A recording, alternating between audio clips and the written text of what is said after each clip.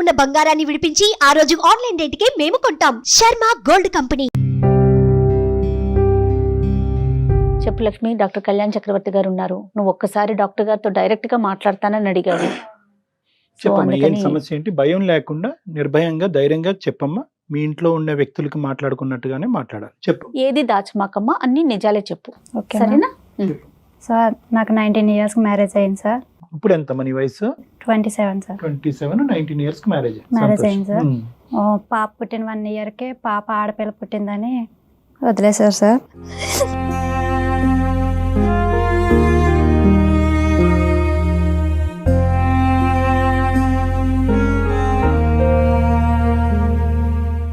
కాదమ్మా, పెద్దల పెళ్ళేనా అది?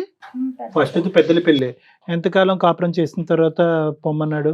పెళ్ళయి 3 నెలలకి ప్రెగ్నెన్సీ వచ్చింది సార్. అది వచ్చింది. ప్రెగ్నెన్సీ వచ్చాక పాప పుట్టిందని హాస్పిటల్లో తెలిసింది. తెలియగానే నేను ఫోన్ చేసి వాళ్ళకి చెప్తే పాప ఆడపిల్లని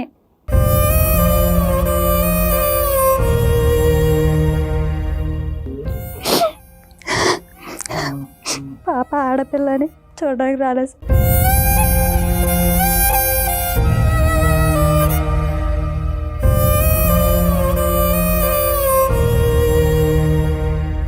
ఏం చేస్తున్నాడు అతను? ఏం చేశాడు? వ్యవసాయం పని చేసేవారు.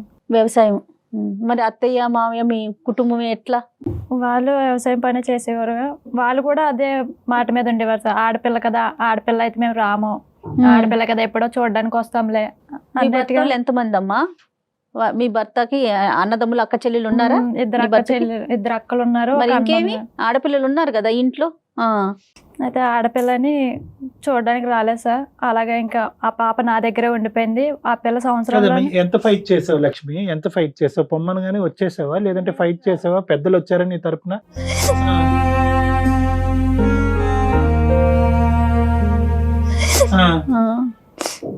నేను పెద్దల ద్వారా వెళ్ళి మాట్లాడించాను సార్. మాట్లాడిస్తే వాళ్ళు మా వద్దు, నాకు ఆ అమ్మాయి నచ్చలేదు, ఆ పిల్ల నాకు నచ్చలేదు, మేము కోర్టుకేసుకుంటామని కోర్టుకేసుకున్నారు సార్. కోర్టుకేసుకున్నాక మేము 5 సంవత్సరాలు ఫైట్ చేసాం. 5 సంవత్సరాలు? 5 సంవత్సరాలు చేసాం సార్. నాకు హస్బెండ్ కావాలి, నా బిడ్డకి తండ్రి కావాలి అని.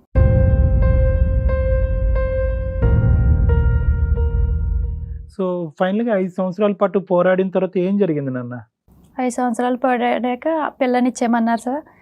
పిల్లనిచ్చేయమంటే పిల్లని ఎలా పెంచుతావని. భార్యతో పాటు ఆడపిల్ల వద్దు గానీ ఓన్కి ఆడపిల్ల అయితే కావాలా అంటే నువ్వు ఎలాగ ఇవ్వనేమో. కాదు డాక్టర్ గారు, అసలు ఆడపిల్ల పుట్టిందనే ఈ అమ్మాయిని వద్దనుకున్నాడు కదా, మళ్ళీ పిల్లను ఇచ్చేసే భార్య వద్దంటే ఇప్పుడు నువ్వు ఏదో విధంగా విసిగి వేసారిపోయి కోర్టు పరిధిలోంచి నువ్వు తప్పుకోవాలి అంటే కనుక ఏంటంటే నీ దగ్గర ఉండేటటువంటి నీ ప్రాణం ఏదంటే నీ పిల్లని నాకు ఈ అంటే కనుక అమ్మ ఇది ఇంకో 5 సంవత్సరాల పాటు తిరిగి నా పిల్లలు కూడా నాకు కాకుండా పోద్దనే ఒక తల్లి ఇంకేం చేస్తామ్మా, ఏదో సాక్కుంటాను పిల్లని అని చెప్పుకుని ఎత్తుకుని వచ్చి నీకు దన్నరా బాబు నువ్వు లేకపోయినా పర్వాలేదని అంటే ఏమైనా ఇచ్చాడమ్మా?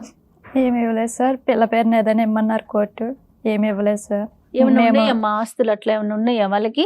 ఉన్నాయి సార్, భూమి గేదెలాగా ఉన్నాయి. మెయింటెనెన్స్ అదేం అడగలేదమ్మా? నెలసరి బ్రతుకు తెరుగు గురించి ఏం అడగలేదా? అలాగే ఏమి అడగలేదు. అంటే మేము 50,000 కట్నం ఇచ్చాం, 50కి 50 లక్ష ఇచ్చాడు సార్. ఇచ్చాడు, ₹1,00,000 ఇచ్చాడు. ఏం మాత్రం ₹1,00,000? పిల్లకి ఏమి ఇవ్వలేదమ్మా? పిల్లకి ఏమి స్కూల్ ఫీజులు కడతానని ఆ ఒప్పందాలు ఏం జరగలేదు? ఏమీ అనలేదు సార్. అదొక్కటే అడిగాడు, పిల్లనిస్తే పెంచుతా లేకపోతే సత్తే పారేస్తాను.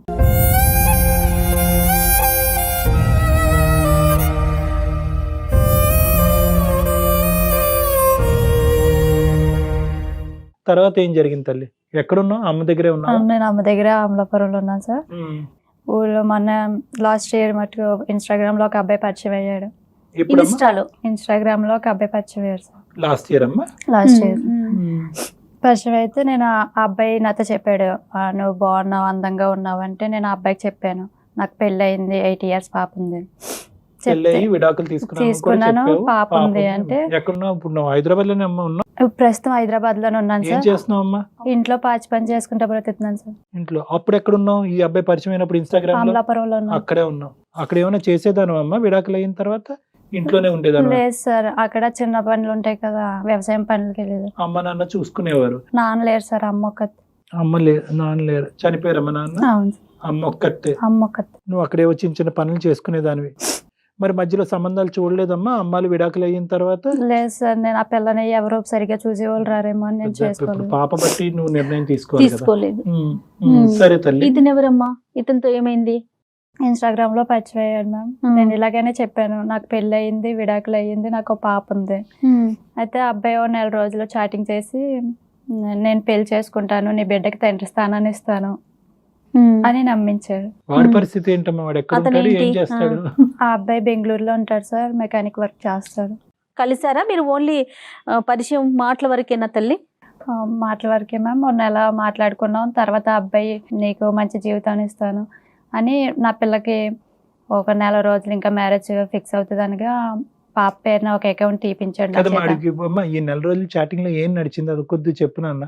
వాడు ఎక్కడ ఉంటాడు, వాళ్ళ అమ్మ నాన్న ఎక్కడ, వాడు బెంగళూరులో ఎలా ఉండేవాడు, వాడికి ఇంతకు ముందు పెళ్లి అయ్యిందా? 1,00,000 ప్రశ్నలు ఉంటాయి, ఇందులో ఒకటైనా అడిగావా?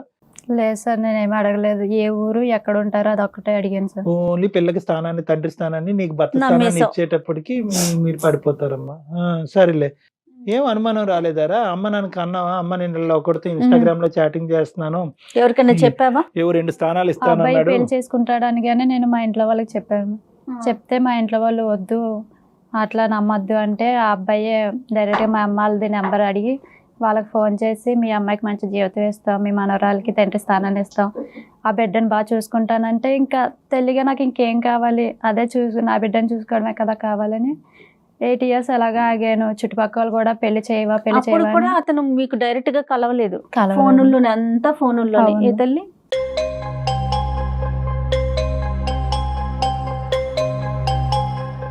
అదే అకౌంట్ తీసాక ఇంకా బాగా నమ్మారు సార్, ఇంట్లో వాళ్ళు కూడా నమ్మారు. ఏ అకౌంట్ అమ్మా?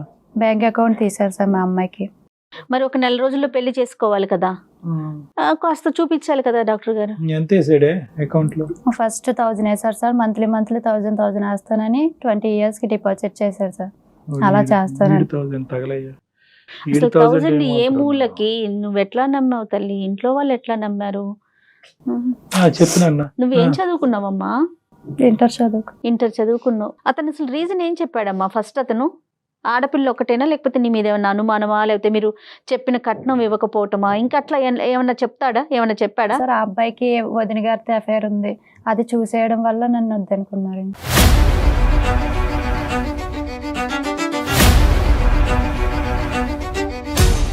అది కదమ్మా, రెండో పెళ్లి అమ్మాయి, ఒక 8 సంవత్సరాలు 7 సంవత్సరాల కూతురు ఉంది, ఎవరికి అభ్యంతరం లేదారా? వాళ్ళ అమ్మకి గట్ట చెప్పలేదు సార్. కూతురు అనేమో అది ముఖ్యం. సో ఏమన్నాడంటే కనుక కూతురు పుట్టింది, ఇంకో పెళ్లి అయిందనే అంశం దాచిపెట్టు అని నిన్ను అన్నాడు. అవును అది నువ్వు దాచిపెట్టావు. అవును సార్. పెళ్లి మొదటి పెళ్లి కూడా దాచిపెట్టావు. ఇతనికి ఒక్కడికే తెలుసు, వాళ్ళ అమ్మకి తెలియదు. వాళ్ళ అమ్మకి ఎవరికీ తెలుసు. చూడండి కళ్యాణ్ గారు ఎంత తెలివిగా చేశాడంటే, పిల్లుందన్న విషయం ప్రపంచానికి తెలియకూడదని చెప్పాడు. కానీ నువ్వు ఎట్లా నమ్మావమ్మా? కన్న కూతుర్ని నువ్వు చూపించొద్దంటే అతన్ని ఎట్లా నమ్మి మోసపోయావు? ఏం లేదమ్మా, ఇదంతా వాడు ఒక గేమ్ ఆడాడు. నువ్వు దేని గురించి అయితే ఆశపడి కక్కుర్తుపడి ఆశిస్తున్నావో కరెక్ట్ గా అది బాగా రీడ్ చేశాడు. అది ఏమీ లేదు. నీ కూతురికి నేను తండ్రిగా ఉంటాను, నీకు ఒక భర్త స్థానాన్ని కల్పిస్తాను, అందులో ఇంతకు ముందు పెళ్లి కానివాడు ఇంత ఇలా పరిగెట్టుకుని వస్తున్నాడంటే ఆటోమేటిక్ గా కాపాడటానికే వస్తున్నాడని చెప్పి నువ్వు బొట్లో పడ్డావు. ఇప్పుడు ఎవడైతే ఇన్స్టాగ్రామ్ గాడు ఉన్నాడో వాడి చేతిలో నీ జుట్టు పెట్టావు. అంటే పిల్లని చూస్తాను, పిల్లకి తండ్రి స్థానాన్ని ఇస్తానంటే నేను కష్టపడేదల్లా వృధా అనిపించింది. ఇన్ని రోజులు కష్టపడి ఇంకెన్ని రోజులు నాకు నిజంగా కష్టపడతాను అర్థం కాదమ్మా. ఒక తల్లి స్థానం, ఒక తండ్రి స్థానం, ఒక తల్లి కల్పించలేదా ప్రపంచంలో? ఒక తల్లి కల్పించలేదా? ఎందుకు తండ్రి స్థానం అనేటటువంటిది ఎందుకు అంత ఇంపార్టెంట్? ఇలాంటి రాక్షసులను ఎందుకు మీరు రెడ్ కార్పెట్ వేస్తారు? పోనీ ఫస్ట్ నమ్మితే నమ్మావు. అలాంటి నీ పిల్లని ప్రపంచానికి మా అమ్మకే నేను పరిచయం చేయను అన్నప్పుడు అప్పుడైనా నీకు అనుమానం రావాలి కదా. నీకు రాకపోతే రాకపోయింది. మీ ఇంట్లో పెద్ద ఆవిడ, మీ అమ్మగారు, ఆవిడకన్నా రావద్దు, లేకపోతే అన్న ఉన్నాడు అతనికన్నా రావద్దు. సిన్సియర్ గా లవ్ చేసినట్టే అనిపించిందమ్మా చాటింగ్ లో? ఏదో ఆ చాటింగ్ ఒకటే ఇక్కడ ఉంది కాబట్టి చండాలంగానే. చాటింగ్ లో సిన్సియర్ గా లవ్ చేసినట్టు అనిపించిందా నీకు?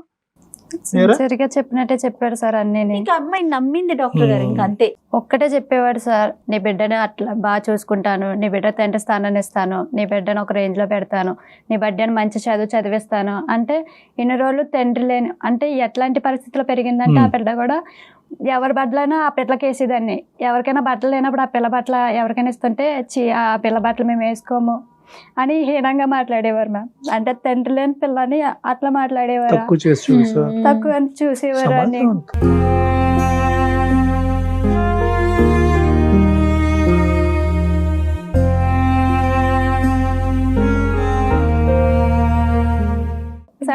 అబ్బాయి వచ్చి మీ బిడ్డకి తండ్రి స్థానం అంటే, నాకన్నా ముందు నా బిడ్డ వంక చూస్తున్నారు కదా, మేమే చూడట్లేదు, ఎవడో వచ్చి చూస్తున్నారు కదా అని మేము ఒక ఆశపడ్డాను అంతే. చూసారా జయ గారు, వాడు ఈ అమ్మాయి గురించి అన్నట్టు రాలేదు. ఈ అమ్మాయి వీక్నెస్ ఏంటి, ఆ బిడ్డకి ఇంత అవమానం కలుగుతుంది నీ బిడ్డకి కేవలం ఒక తండ్రి స్థానం, దాని గురించే నేను వస్తున్నాను నీ గురించి కాదు అన్నట్టుగా పిక్చర్ చేసేటప్పటికి ఇంకా అతను గీసినటువంటి గిరి ఆ గిరిలోనే ఈ అమ్మాయి పోయిందంట. కాదండి, ఆడపిల్లలకి ఏదైతే వీక్ పాయింట్ ఉంటుందో చూసారా, ఒక తల్లి హృదయం అనేది ఉంటుంది, అది తల్లికే తెలుస్తుందండి. ఆ పాయింట్ని పట్టుకుని మోసం చేశాడు కదా, ఎంత అన్యాయం కదా కళ్యాణ్ గారు. తర్వాత ఏమైందమ్మా? తిరుపతి కొండ మీద పెళ్లి చేశారు మ్యామ్. పెళ్లి చేశాక నేను వాళ్ళతో పాటు వెళ్ళిపోయాను. నన్ను ఒక్కదాన్ని వాళ్ళు తీసుకెళ్లారు. పర్లేదు, 3 నెలలు బాగానే గడిచింది. 3 నెలలు గడిచాక మరి ఏమనుకున్నారో తెలియదు, నాకు ప్రెగ్నెన్సీ అని తెలిసింది. ప్రెగ్నెన్సీ అని తెలిసాక వారం రోజుల నుంచి మా అత్త డ్రింకులు ఇవ్వడం, మజ్జిగ కలపడం, ఆ అమ్మాయి చేత్తోనే ఇచ్చేది, ఏది ఇచ్చినా ఒక ఫ్రూట్ ఇవ్వడం, నువ్వు బలంగా వీక్ నువ్వు బలంగా తిను అని బలవంతంగా పెట్టేది.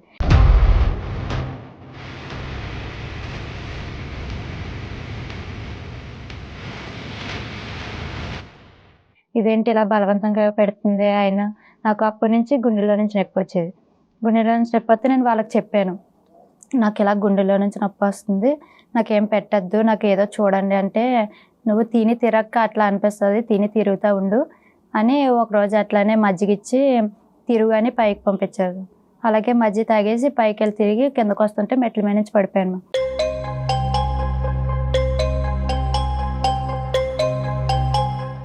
పడిపోయిన తర్వాత నన్ను హాస్పిటల్లో చేర్చారు. హాస్పిటల్లో చేర్చిన 4 గంటలకి నేను కొలు తెరిచాను.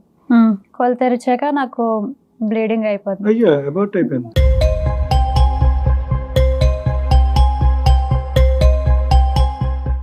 బ్లీడింగ్ అయిపోతుంటే నేను డాక్టర్లు పిలిచి నాకు ఏదో అయిపోతుందంటే, బ్లీడింగ్ అవుతుంది నీకంటే, మా హస్బెండ్ వచ్చి ఆమె ప్రెగ్నెన్సీ అన్నారు. ప్రెగ్నెన్సీ అయితే లేదు, ప్రెగ్నెన్సీ పోయిందంటే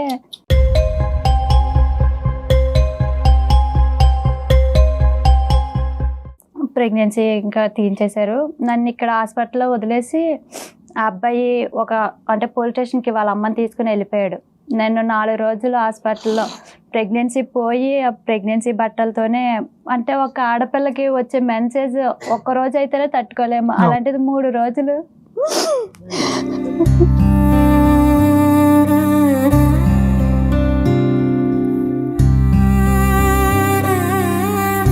ఎవరు లేరు నాకు తోడు, మా అమ్మ లేదు, హస్బెండ్ లేడు, ఎవరు లేరు. ఎట్లా అంటే వచ్చేటట్లందరూ నీకు వైద్యం చెయ్యము, నువ్వు వెళ్ళిపో లేకపోతే బయటపడిసేయమంటే ఒక ఆడదాని బాధ ఎట్లా ఉంటుంది.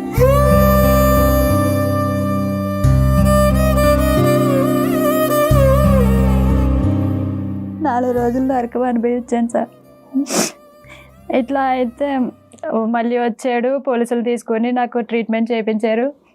ట్రీట్మెంట్ అయినాక నేరుగా ఇంక ఇంటికి తీసుకెళ్తారేమో అనుకున్న సమయంలో పోలీస్ స్టేషన్ తీసుకెళ్ళి నువ్వు మా అమ్మని కొట్టేసావు, అందుకు పోలీసులదే తీసుకొచ్చానన్నారు.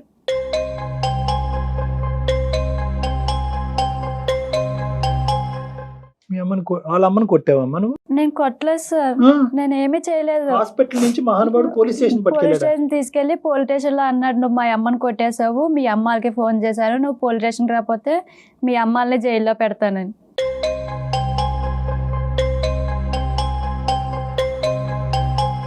ఇంకా అదే బట్టల మీద ఇంకా పోలీస్ స్టేషన్కి వెళ్ళి పోలీస్ స్టేషన్ ముందు కూర్చున్నాను.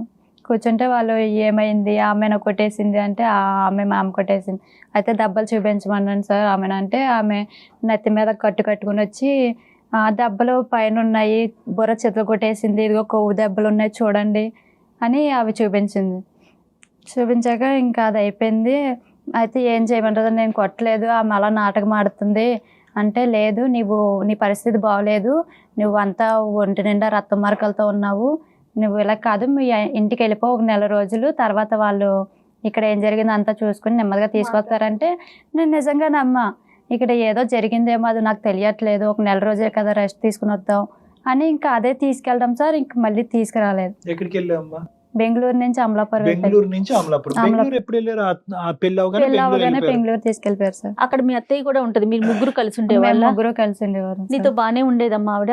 ఆమె అట్లానే సార్, నువ్వేం తెచ్చో కట్నంతో ఎట్టా తేలేదు, ఉత్తినే వచ్చో సోఫాల్లో కూర్చుంటున్నావు, మంచం మీద దొరుకుతున్నావు అన్నట్టుగా మాట్లాడేది సార్. తెలిసిందంటావమ్మా మీ అత్తగారికి నీకు వేరే ఆడపిల్ల ఉంది, ఇంతకు ముందు పెళ్ళయింది అన్న అంశం పెళ్ళైన తర్వాత తెలిసిందా? ఎందుకు ఆవిడకి ఇంత ఇదిగా మారిపోయింది? ఇష్టపూర్వకంగానే చేసుకున్న ఆవిడ. తెలుసు సార్. మరి అసలు అతను ఏం ఎక్స్పెక్టేషన్ తో ఈ పిల్లని చేసుకున్నట్టు అనుకోవాలి డాక్టర్ గారు మనం? వాళ్ళ అమ్మకి నిజం నీ ద్వారా గానీ వేరే వాళ్ళ ద్వారా గానీ తెలిసి ఉండాలి. ఇదేం దరిద్ర కొట్టి పని చేసుకుని వచ్చావరా నువ్వు, నాకు ఫస్ట్ మ్యారేజ్ చేసుకునేటటువంటి అమ్మాయి కాకపోగా ఒక బిడ్డకి తల్లిని తీసుకొచ్చి పెళ్లి చేసుకోవటం ఏంట్రా బాబు అని ఆవిడ వాళ్ళ అమ్మ accept చేయలేకపోయిందేమో. ఏమొచ్చి అతని బ్రెయిన్ లో ఏదైనా బీజం నాటి పెట్టుండాలి. ఏదో ఒకటి జరిగి ఉండాలమ్మా. లేదంటే కనుక ఇంత తొందరగా ఇలా వెరిగిపోయి ఏకంగా పోలీస్ స్టేషన్కి వెళ్ళి హత్యాయత్నం చేశారనే కేసు పెట్టడం అన్నది జరగదు. మా పెళ్ళి అయిన 16 రోజులకే మెల్ల పుత్తులు మార్చుతారంట మ్యామ్. అయితే మేము ముందే చెప్పాం మా దగ్గర ఏమీ లేని పరిస్థితి మాది, డబ్బులు. ఏమీ లేదు, మేము తర్వాత ఏమి ఇచ్చుకోలేము, కట్టుబట్టలతో వచ్చారు, చూసుకుంటే అట్లా చూసుకోండి లేకపోతే లేదు అని అన్ని ముందుగా చెప్పుకున్నాక సరే మాకు అలాగే ఇష్టపూర్వకంగా చేసుకుంటామని చేసుకున్నా. పెళ్ళైన 16 రోజులకి నీ పుస్తలు మార్చాలి, మీ అమ్మని 10,000 అడుగు అడిగితే మా అమ్మ స్కూల్లో ఆయా కింద పనిచేసేది, వచ్చేది 6,000, అది మా పిల్లని చూసుకోవాలి, ఇంటి కట్టాలి, పరిస్థితులు బాగాలేదు, మీరు అది చేయలేకపోయారు, అది వేరే విషయం. చేయలేకపోయాం. అప్పటి నుంచి నన్ను తిడతా ఉండేది ఆమె, నువ్వు ఇంకా ఆవిడ ఫైనాన్షియల్ గా అంటే డబ్బు పరంగా ఆలోచించింది. నేనేమి తేలేక సార్ వాళ్ళ అక్క చెల్లెలు అనేవారు ఆ పిల్ల ఏం అన్నది ఇప్పటికే వదిలించేసుకో, ఇంకా ఎంత అవ్వలేదు కదా 3 నెలలు అయింది, ఇప్పుడే పంపించేదాన్ని, ఇప్పుడు పంపించకపోతే తర్వాత పంపించలేరు అని. ప్రెగ్నెన్సీ అని తెలిసాక కూడా వాళ్ళు ఎవరు హ్యాపీగా లేరు మ్యామ్. మా ఇంట్లో వాళ్ళకి చెప్పొద్దని వాళ్ళే ఇంట్లో వాళ్ళకి చెప్పుకొని చేసుకున్నాను. సో ఆవిడకి ఏమొచ్చి వీళ్ళు బ్రెయిన్ వాష్ చేయటం, ఎవరిని ఆడపడుచులు బ్రెయిన్ వాష్ చేయటం, ఆవిడ కాస్త ఏమొచ్చి ఇంకా నీ మీద గ్రజ్జి పెంచుకోవటం. ఎప్పుడైతే ప్రెగ్నెన్సీ వచ్చిందో ఇంకాస్త ఏంటంటే ఇది ఇంకా పర్మనెంట్ అయిపోద్ది, ఈ అమ్మాయి ఇంకా కూర్చుండిపోద్ది అని చెప్పి ఇంకా ప్రెగ్నెన్సీ తీపించేసేటటువంటి ప్రయత్నంలో ఆ జ్యూస్ లో ఏమైనా కలిపారని అనుమానం అమ్మ నీకు? అవును సార్. మొత్తం వచ్చేదమ్మా డ్రింక్ తాగగానే ప్రతిసారి? మొత్తం వచ్చేది సార్, పడుకుని పోయేదాన్ని. ఆమె కూడా అట్లానే ఉంటది, అది తాగితేనే ప్రెగ్నెన్సీ కదా అని.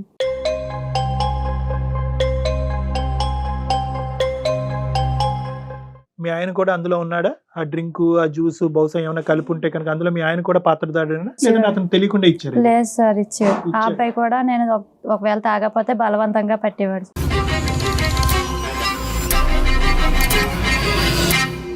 ఆ అబ్బాయి నైట్ ఒక్క పూటే నాతో మాట్లాడేవాడు సార్, డే అంతా ఉండేవాడు కాదు, ఏదో చిరాగ్గా.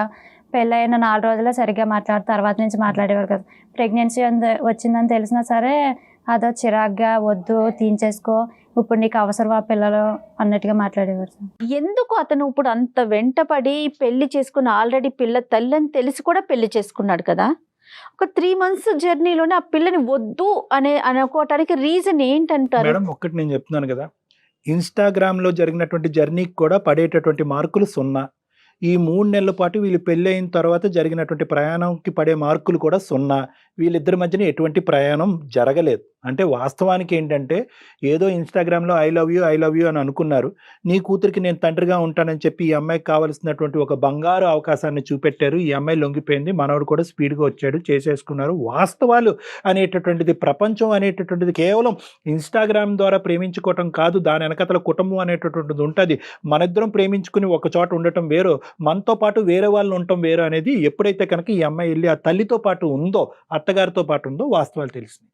ఆటోమేటిక్గా ఏంటంటే ఈ అబ్బాయికి కూడా అరే ఏమీ లేని దానికి ఏంటి అసలైనటువంటి సీక్రెట్ రివీల్ చేయకుండానే ఈ అమ్మాయి కరెక్ట్ కాదు అని నేను 2 ఆడవాళ్ళు మన ఇంట్లో మాట్లాడుతున్నారు. 2-3 ఆడవాళ్ళు, వాళ్ళ అమ్మని ప్లస్ 2 అక్క చెల్లు.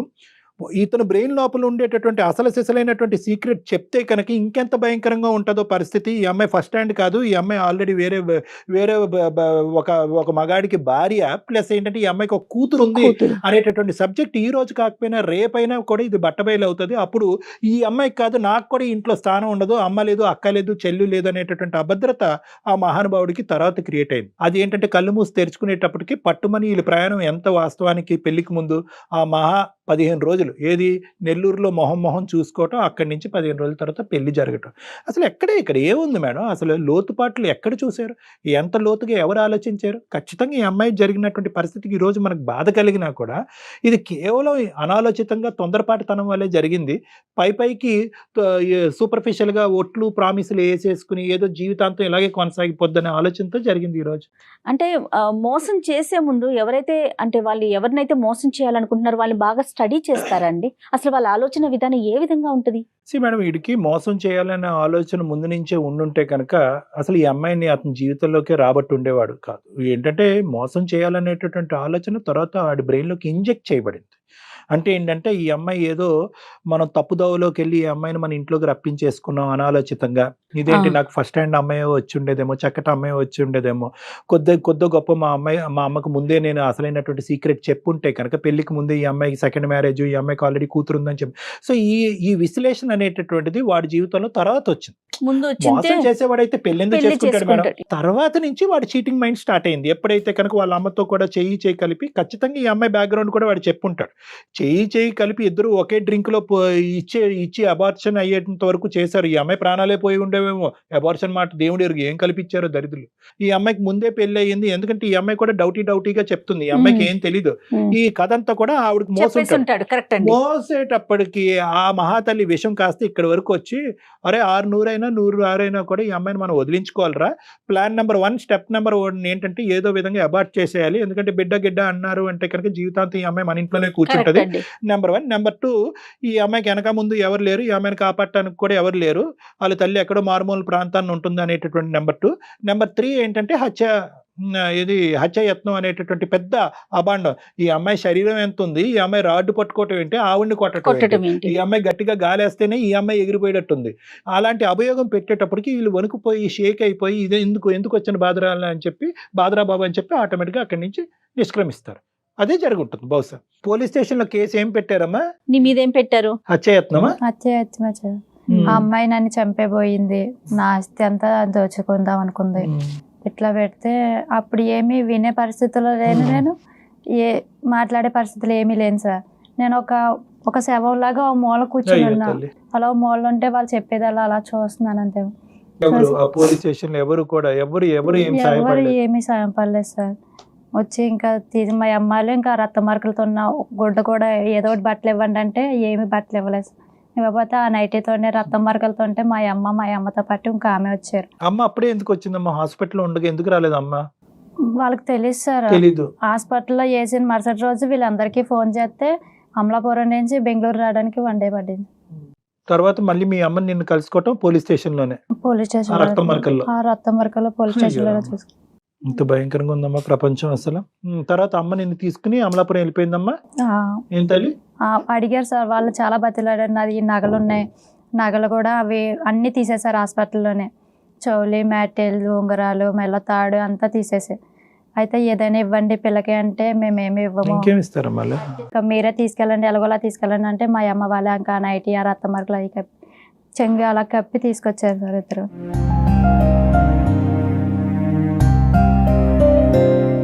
ఇంకా ఊళ్ళో తలెత్తుకుని తిరగలేక ఆడవాళ్ళు ఆడదాన్ని కాకిలు పడిచినట్టు పడుస్తాయి. ఇదేంటి 2వ పెళ్లి చేసుకుంది, ఇలాగైంది ఏంటి, ఎర్రవేగింది కదా, కూతురు బాగా చూసుకుంటాను అంటుందని ఆడదే శత్రువు అయిపోయింది సార్.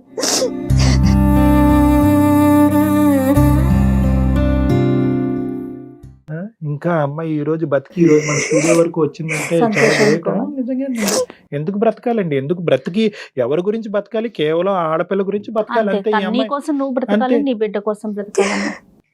అతను ఏమంటాడమ్మా? ఇంకా అప్పటి నుంచి వాళ్ళు ఫోన్ గట్ట ఏం చేసినా సరే నా ఈ బ్లాక్ లిస్ట్ లో పెట్టేశారు. వాళ్ళు మొత్తం ఫ్యామిలీ ఎన్ని నెంబర్లు అయితే ఉన్నాయో అన్ని నెంబర్లు కూడా బ్లాక్ చేసుకున్నారు. నేను ఫోన్ చేస్తుంటే వాళ్ళకి కలట్లేదు. ఈ అమ్మాయి అసలు అలాంటి వాడిని కావాలనుకుంటుందా లేదా అనేది ఒకటి నెంబర్ 1. నెంబర్ 2 ఏంటంటే కనుక వాళ్ళు పెట్టినటువంటి కేసు ఏంటి, దాని పూర్వపరాలు ఏంటి, ఆ కేసుని ఎలా ఫైట్ చేయాలన్నది నెంబర్ 2. నెంబర్ 3 ఏంటంటే కనుక వాడిని దులుపుకోగలిగితే కనుక ఈ అమ్మాయి పాప ఈ అమ్మాయి సేఫ్ గా ఫ్యూచర్ లో ఎలా కొనసాగలేదు. సో ఈ 3 challenges మనకు ఉన్నాయి. ప్రస్తుతం పాప ఎక్కడుందమ్మా? నాతో పాటు తెచ్చేసుకున్నావా? అమ్మ దగ్గర ఎందుకు అనేది స్కూల్కి వెళ్తుంది. ఇక్కడ అమ్మని కూడా తెచ్చేసుకున్నాం సార్. అమ్మని కూడా తెచ్చేసుకున్నాం. ఇంకా ముగ్గురు ఒక ఇంట్లో పాచి పని చేసుకుంటూ బ్రతుకుతున్నాం. ముగ్గురు 3 చోట్లమ్మా? ఒకే ఇంట్లోనది? ఒకే ఇంట్లో. వాళ్ళ ఇంట్లోనే మేము ముగ్గురు. పాప స్కూల్కి వెళ్తుందా? మంచి పని చేస్తాం. ఇప్పుడు ఏంటమ్మా ఇప్పుడు వాడితో ఎటువంటి సంబంధం లేదు. ఇప్పుడు నెక్స్ట్ ఏం జరిగింది? ఎందుకు వచ్చావు ఈ రోజు మా దగ్గరికి? నేను ప్రతిరోజు ఒక ఆడపిల్లని పెట్టుకుని, అంటే ఒక విధవరాలు ఉంటుంది, ఒక మొగుడు వదిలేసిన వాళ్ళు ఉంటారు, ఇలాగా వెనకాల తల్లిని చూస్తాను పిల్లని చూస్తానని ఎవరు వెళ్ళొద్దు. నేను అంటే ఇక్కడ 1 year అయ్యింది మ్యారేజ్ అయ్యి. నేను 1 year కూడా ఒకటే బాధపడ్డా, నా అలాగే ఎంతమంది బాధపడుతున్నారు, ఇలాగే బాధపడుతున్నారా అందరూ అని. తల్లిని చూస్తానని చెల్లిని చూస్తానని పిల్లని చూస్తానని నమ్మద్దు అని. వీళ్ళే మెసేజ్ అమ్మా. సో మగాడు వచ్చేటటువంటి దారులు చాలా ఉంటాయి. మీ లోకంలో ఉండేటటువంటి ఆ బలహీనతను వాడిని కరెక్ట్ గా క్యాలిక్యులేట్ చేసుకుని ఎక్కడ నొక్కాలో అక్కడ నొక్కుతాడు. జాగ్రత్త అండి ఆడవాళ్ళు అని చెప్తున్నావు, అంతే కదా? అవును సార్. కాదమ్మా లక్ష్మి, అసలు ఇప్పుడు నువ్వేం చేద్దాం అనుకుంటున్నావు? వాళ్ళు కేసు పెట్టారు మ్యామ్. మేము తిరిగి లాయర్ని పెట్టుకునేంత స్తోమత అయితే మాకు లేదు. ఇంకేమీ చేయలేదు అని. అప్పుడు నా అబ్బాయితో మాట్లాడదామంటే ఆ అబ్బాయి నా ఫోన్ స్విచ్ ఆఫ్ చేయట్లేదు, నా ఫోన్ ఏమీ ఎత్తట్లేదు. ఒకసారి మీరు కాల్ చేసి మాట్లాడండి మ్యామ్, మీరే మీ ఫోన్ ఎత్తుతాడేమో అని. కదమ్మా, నీకేంటి ఇప్పుడు ఆ కేసు పరంగా ఏమైనా నోటీస్ వచ్చిందా నీకు? ఆ కేసు అవన్నీ అవును సార్. నాకు వచ్చి మీకు స్తోమత లేక ఆ నోటీస్ కి రెస్పాండ్ అవ్వలేదు. అవును సార్.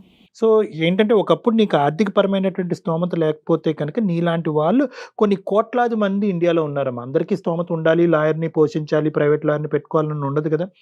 దానికి ఏంటంటే కోర్టులు ఇప్పుడు ఏదైతే ఈ కోర్టు ప్రాంగణం ఉంటుందో, నెల్లూరు అయితే నెల్లూరు, బెంగళూరు అయితే బెంగళూరు, ఆ ప్రాంగణంలోకి వెళ్ళి లీగల్ సర్వీసెస్ అథారిటీ అనేటటువంటి దాని గురించి వెళ్ళాలి మీరు. లీగల్ సర్వీసెస్ అథారిటీ అని ఉంటుంది అక్కడ పెద్ద బోర్డు పెట్టి, లీగల్ సర్వీసెస్ అథారిటీ అంటే దిక్కు లేనటువంటి వాళ్ళకి, స్తోమత లేనటువంటి వాళ్ళకి, డబ్బులు ఇచ్చి భరించలేనటువంటి వాళ్ళకి ఫ్రీగా గవర్నమెంట్ తరఫున అందించేటువంటి వాళ్ళే కదా ఈ పబ్లిక్ ప్రాసిక్యూటర్స్. వీళ్ళందరూ వాళ్ళు ఉంటారు. సో కాబట్టి ఏంటంటే ఇప్పుడు ఎంతో కొద్దో గొప్ప 7 నెలలు బట్టి నువ్వు కొద్దిగా సంపాదించుకుంటున్నావు కాబట్టి ఈ మహానుభావుడితో మాట్లాడదాం. అతను ఎటువంటి డొంక తిరుగుడు మాటలు చెప్తాడో అనేది మనకు ఆల్రెడీ తెలుసు మనకి. కానీ అతనితో కూడా ఒకసారి మాట్లాడి అతని ఉద్దేశం ఏంటి, ఒకప్పుడు కోర్టు ఏమన్నా అంటే కేసు ఏమన్నా అతను వాపస్ తీసుకుంటాడేమన్నది ఆ ప్రయత్నం కూడా మనం చేద్దాము. విడాకుల గురించి కూడా మీరు ఇద్దరు మాట్లాడుకోవాలి. లేదు కలిసి ప్రయాణం చేయాలంటే ఆ సబ్జెక్ట్ ఎలా ఉందన్నది కూడా అతనితో మాట్లాడాలి మనం. ఏమా చేద్దామంటావా మరి ఒకసారి? సరే నెంబర్ చెప్పు నాకు ఒక్కసారి. 77.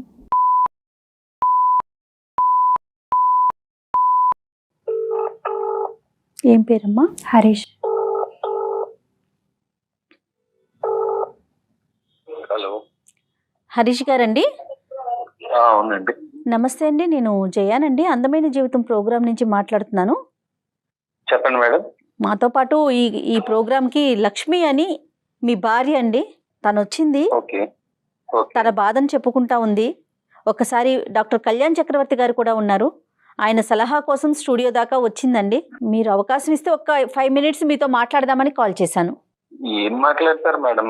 ఆ అమ్మాయి మా అమ్మగారిని కేసు కూడా పెట్టాం మేము ఆల్రెడీ. అటెంప్ట్ టు మర్డర్ చేయబోయింది. ఆ అమ్మాయి మీ అమ్మగారిని అటెంప్ట్ టు మర్డర్ చేయపోయిందండి? అవునండి. ఓకే ఓకే, ఒక్క నిమిషం అండి. హరి గారు నమస్తే నాన్న. హరి సార్ చెప్పండి. అరే ఇప్పుడు కోర్టు పరిధిలో ఉండేటటువంటి అంశాల గురించి మాట్లాడటానికి మాకు ఎటువంటి అధికారం లేదు. కానీ ఏంటంటే ఈ అమ్మాయి ఒక బాధితురాలి స్థానంలో ఈ రోజు మా దగ్గరికి ఒక ఆడపిల్ల వచ్చి తన బాధను ఎలా చెప్పుకుంది అంటే, ఓకే ఆ అమ్మాయి మీ అమ్మగారిని కొట్టబోయిందా చంపబోయిందా అనేటటువంటిది కోర్టు పరిధిలో తేలవలసినటువంటి అంశం. అది కూడా ఇప్పుడు వరకు మేము అమ్మాయికి చెప్తున్నాం, కోర్టును ధిక్కరించద్దమ్మా, ఎవరినైనా ధిక్కరించు, నీకు లీగల్గా హెల్ప్ కావాలంటే అది మేము ప్రొవైడ్ చేయడానికి, లేదంటే మేము ఒక గైడెన్స్ ఇవ్వడానికి మేము రెడీగా ఉన్నాం. ఆ అంశం పక్కన పెడదాం. ఇక్కడ ఏంటంటే ఇక్కడ ముఖ్యంగా మీరు మాకు ఒక 5 minutes కేటాయించడానికి ఒప్పుకున్నారు కాబట్టి నా మనసులో ఉన్న వేదన నేను చెప్తా. ఒక ఆడపిల్లకి ఏమండి హరి గారు, ఒక ఆడపిల్లకి మన సమాజంలో మీ తల్లి కూడా ఒక ఆడపిల్లే, మీ అక్క చెల్లెలు కూడా ఒక ఆడపిల్లే. ఈరోజు ఒక దిక్కు లేనటువంటి పరిస్థితిలో ఈరోజు ఆ అమ్మాయి బురదగుంటలోంచి పడి తేరుకోలేనటువంటి దిక్కు లేనటువంటి పరిస్థితిలో ఈరోజు ఆ అమ్మాయి ఉందండి. ఏంటంటే మనం ఒక ఆడపిల్లకి ఇచ్చేటటువంటి ఇంపార్టెన్స్ ఇంతేనా హరి గారు? చెప్పండి. అసలు ఓకే ఇన్స్టాగ్రామ్లో పరిచయం అయిందని అంటున్నారు, అసలు ఆ పరిచయం ఏంటో ఒకసారి చెప్పండి. అలా కాదు డాక్టర్ గారు, మా అమ్మ కూడా ఒక ఆడదే కదా. ఒక ఆడపిల్ల ఒక అత్తగారిని చంపేయడానికి ప్రయత్నం చేస్తాను. నేను చంపాలనుకోలేదు మ్యామ్, వాళ్ళమ్మని మా అమ్మలాగే చూసుకున్నాను. ఆ అమ్మాయిని నోటీసులు కూడా పంపించాము. ఆ అమ్మాయి కోర్టుకి అటెండ్ అవ్వట్లేదు. అదే కోర్టుకి అటెండ్ అవ్వట్లేదు, మేము కోర్టుకి అటెండ్ అవ్వమనే చెప్తున్నాం. మేము కూడా అటెండ్ అవ్వకుండా తప్పించుకుని తిరగమని మేము చెప్పట్లేదు హరి. మేము అడిగేది ఏంటంటే కనుక ఎటువంటి మర్డర్ చేయబోయింది ఈ అమ్మాయి శరీరం ఏంటి, ఈ అమ్మాయి కొట్టబోయిందా చంపబోయిందా, ఎటువంటి పరిస్థితుల్లో కొట్టబోయింది అనేది ఏమైనా మీరు చెప్పాలనుకుంటున్నారా? అవేం మాట్లాడదలుచుకోలేదా? ఏమా కొట్టి చంపిపోయామని చెప్తున్నాడు. నేను ఏం కొట్టలేదు సార్, వాళ్ళ తల్లిని నా తల్లిలాగే చూసుకున్నాను సార్. అది ఓకేనమ్మా, ఇలా చూసుకోవాలి కానీ నా మీద ఇట్లా వద్దని ప్రెగ్నెన్సీ తీపించేసి హాస్పిటల్ పాలు చేసేసి ఈసారి నన్నే కొట్టేసింది, నన్నే చంపేసింది అన్న ఒక నేరం పెట్టారు. ఒకటే నాకు ఉండేటటువంటి డౌట్ ఏంటంటే, ఈ అమ్మాయి ఈ మాత్రం శరీరం ఉన్న అమ్మాయి మీ అమ్మగారిని రాడ్డుతో కొట్టి చంపబోయిందంటే కనుక ఒక మానవ మాతృలాగా, ఒక ఒపీనియన్ ఇచ్చే వ్యక్తిలాగా నాకైతే అది నమ్మశక్యంగా అనిపించట్లేదు. మీరు అంత ఇష్టంగా ఇన్స్టాగ్రామ్లో పోస్టులు బట్టి అందులో ఆ బుట్టలో పడిపోయి ఈ అమ్మాయిని లవ్ చేసేసి తొందరపడి ప్రేమించి పెళ్లి చేసుకున్నారా, లేదంటే మీకు ఒక లెక్క ఉందా ఈ అమ్మాయిని పెళ్లి చేసుకోవడంలో? ఏంటి 3 నెలల్లోనే మీ ఇద్దరి మధ్యన జరిగినటువంటి భేదాభిప్రాయాలు, డిఫరెన్సెస్ ఏంటి? అది ఇంట్లో మనిషిని చంపేయాలనుకుంటే ఏం చేయమంటారు డాక్టర్? అసలు ఏమైనా ప్రూఫ్ ఉందా అక్కడ? పోలీసులు కూడా ప్రూఫ్ అడిగితే నువ్వేమైనా చూపించావా అక్కడ? మీ అమ్మాయి ఏమి చూపించలేదు, నువ్వు ఏమి చూపించలేదు, ఏదో కొవ్వు దెబ్బలు ఉన్నాయని చెప్తున్నారు అంతే. దానికి నేను హత్య చేశాను, నేరం చేశాను అని నన్ను నా పిల్లని ఒక రోడ్డుని పడేశారు. చంపడానికి ట్రై చేసావు, మేము ఆ విషయం పోలీస్ స్టేషన్ లో మేము సరే అరే అది చంపడానికి ట్రై నేను చేస్తావు, చంపడానికి ట్రై చేస్తే మీ అమ్మ పోలీస్ స్టేషన్ లో కట్లు ఇప్పి చూపించాలి కదా నన్ను ఇట్లా బుర్ర చెదలు కొట్టేసిందని. అడిగితేనే కదా దెబ్బలయ్యని అడిగినప్పుడు ఎస్ఐ గారు చూపించలేదా? ఎవరికి చూపించారు? ఎవరు ఏమి చూపించలేదు. మీరు ఇచ్చే డబ్బులకి నోరు మూసుకుని కూర్చున్నారు వాళ్ళు. కాదండి, అబార్షన్ అయ్యి ఆ పిల్ల ఒకటే హాస్పిటల్లో పడుంటే కనీసం మీరెవ్వరు కనీసం మానవత్వంతో కూడా ఆలోచించకుండా, పట్టించుకోకుండా. ఆ అమ్మాయిని జాయిన్ చేసిందే నేను. మా అమ్మని కొట్టేసేసి ఏమీ తెలియనట్టు కళ్ళు తిరిగి పడిపోయినట్టు నటిస్తే ఏమైందో అని చెప్పి నేను ఆ అమ్మాయిని హాస్పిటల్లో జాయిన్ చేసి పైకి వెళ్ళి పనికి వెళ్ళిపోయినాడు, వచ్చి నన్ను ఎలా జాయిన్ చేశారు మ్యామ్? నువ్వు పనికి వెళ్ళావంట, నువ్వు అక్కడ లేనేలేవంట, నువ్వు ఎక్కడ జాయిన్ చేసావు? ఎప్పుడు జాయిన్ చేసావు హాస్పిటల్లో? ఇరుగు పొరుగు చూసి నన్ను హాస్పిటల్లో జాయిన్ చేసి నీకు ఫోన్ చేస్తే నువ్వు నా హాస్పిటల్కి వచ్చావు.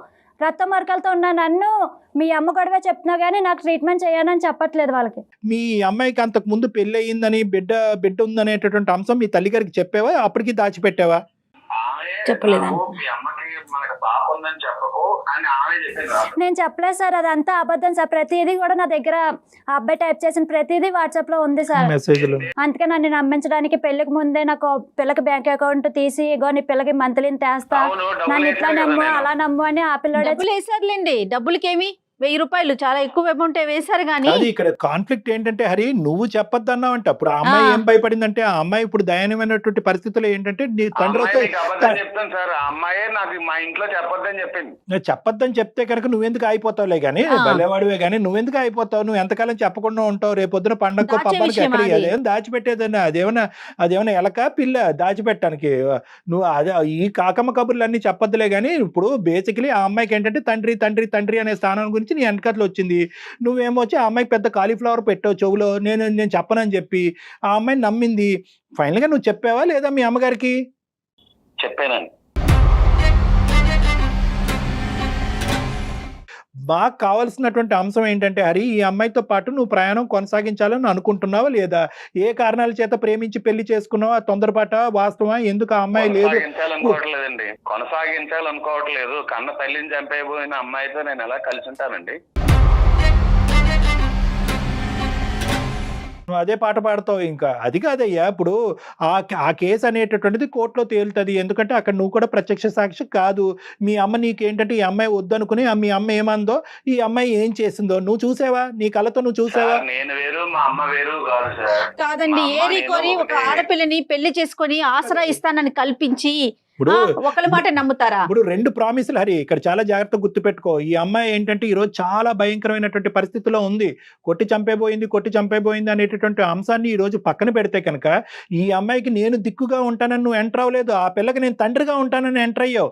2 ఆశలు 2 కోరికలతో ఆ అమ్మాయి ఈ రోజు నీ జీవితంలోకి ఎంటర్ అయ్యేటప్పటికి 3-4 ముచ్చట చేసావు. అసలు నీ క్లారిటీ, జీవితం మీద ఒక క్లారిటీ, ఒక ప్లాన్ ఉంటే కనుక అసలు చేసుకోకుండా ఉండవలసింది. నువ్వు ఇన్స్టాగ్రామ్లో పోస్టులు అవి చూసేసి అవేవో మాస్క్లో దేనిలో పెట్టి చేసేటటువంటి పోస్టులు బట్టి అబ్బా ఈ అమ్మాయి ఎంత అద్భుతంగా చేస్తుంది, ఎంత అద్భుతంగా ఉంది అనేటటువంటి లూప్లో నీకు కావాల్సిన బిస్కెట్లు అన్నీ అమ్మాయికి వేసావు. ఆ బిస్కెట్లకి ఈ అమ్మాయి పడిపోయింది. అమ్మో తండ్రి వచ్చేస్తున్నాడు అని చెప్పి, కూతురికి తండ్రి వచ్చేస్తున్నాడు అని చెప్పి అసలు కూతురే లేనట్టుగా నాటకం ఆడుతూ నీ జీవితంలోకి ఎంటర్ అయింది. మరి పిచ్చిమోహం ఈ అమ్మాయి. ఇవన్నీ నువ్వు ఆడినటువంటి నాటకం కాదా ఇదంతా? ఆ ఇన్స్టాగ్రామ్లో పోస్ట్లో ఉన్నట్టుగానే బయట జీవితంలో కూడా ఉంటుంది, అదే గొప్పగా ఉంటుంది అనేటటువంటి ఉద్దేశంతో, నీ కుర్రతనంతో నువ్వేమొచ్చి ఈ అమ్మాయికి లేనిపోని కోరికలన్నీ పుట్టించి ఈరోజు ఆ అమ్మాయిని మోసం చేసావు. హరి ఇంకా అతను మాట్లాడటానికి ఏం లేదు మేడం, అతను కట్ ఫోన్ చే- పెట్టేశాడు. అంతే. ఇప్పుడు అతని ఉద్దేశం ఒకటే, ఆ అమ్మాయిని వదిలించుకోవాలి అని అంతేనండి. అనుకున్నాడు. వదిలించుకోవాలి అనేటటువంటి ఆలోచనతో ఏంటంటే ఇప్పుడు ఒక నిందను మోపాడు. నిందే అనేటటువంటి విధంగా ప్రూవ్ చేసుకోవాల్సినటువంటి బాధ్యత ఈ అమ్మాయి మీద ఉంది. ఎందుకంటే హరి కూడా అక్కడ ప్రత్యక్షంగా లేడు. వాళ్ళ అమ్మ చెప్పింది, పోలీస్ స్టేషన్కి వెళ్ళారు, కేసు పెట్టారు, కేసు ఫైల్ అయింది, కోర్టు వరకు వెళ్ళింది. కోర్టుని ధిక్కరించకుండా చూసుకోవాల్సినటువంటి బాధ్యత ఈ రోజు కానీ లక్ష్మి మీరు మీద. మధ్యలోనే ఒక మాట చెప్పారు కళ్యాణ్ గారు, 100కి 100% కరెక్ట్ అండి. వాళ్ళ అమ్మకి విషయం తెలుసు, తెలుసు మేడం, అదే చెప్పాడు పాప ఉంది అనే విషయం వాళ్ళ అమ్మకి తెలిసింది. ఎప్పుడైతే వాళ్ళు యాక్సెప్ట్ చేయలేరో ఇతనికి ఇంజెక్ట్ చేశారు, వెంటనే అతను రివర్స్ అయ్యాడు. కరెక్ట్ చేయగలరు. ఇప్పుడు నువ్వు చేయవలసింది ఏంటంటే ఈ కోర్టు పరంగా ఏదైతే నీ కేసు నీ మీద పడిందో, ఆ అభియోగం ఏదైతే పడిందో అది ఖచ్చితంగా ఈ రోజు కాకపోయినా రేపైనా కూడా అది నువ్వు తేల్చుకోవాల్సినటువంటి అవసరం ఉంది. ఎందుకంటే కోర్టుని ధిక్కరించావనేటటువంటి ఉద్దేశంతో కూడా నీకు పనిష్మెంట్ రావచ్చు. ఓ ఎందుకంటే ఏ బిడ్డ గురించి అయితే అతను వెనకట్ల వెళ్ళి తండ్రో అని వెళ్ళావో ఆ బిడ్డ గురించి నువ్వే తల్లి నువ్వే తండ్రిగా బతకటం నేర్చుకో. ఆ అమ్మాయి ఏంటంటే ఒక్కసారి కోర్టు పరిధిలోకి అడుగు పెట్టి నాకు legal services authority free service నాకు కావాలి, నాకు పెట్టుకోవడానికి స్తోమత లేదన్నా అనుకుంటే నేను ఇచ్చేటటువంటి దానికంటే 100 రెట్లు ఎక్కువ సలహాలు లీగల్గా వాళ్ళు ఇస్తారు ఈ అమ్మాయికి. తప్పకుండా అండి, తప్పకుండా. అది ఎట్లా అప్రోచ్ కావాలనేది మళ్ళీ మనం మాట్లాడదాం. ఓకే లక్ష్మి, ధైర్యంగా ఉండు, పని చేసే చోట జాగ్రత్తగా చేసుకో. ఏమ్మా? Okay ma'am. ఓకేనమ్మా, ఓకే అమ్మా. ఆల్ ద బెస్ట్ అమ్మా, థ్యాంక్ యూ.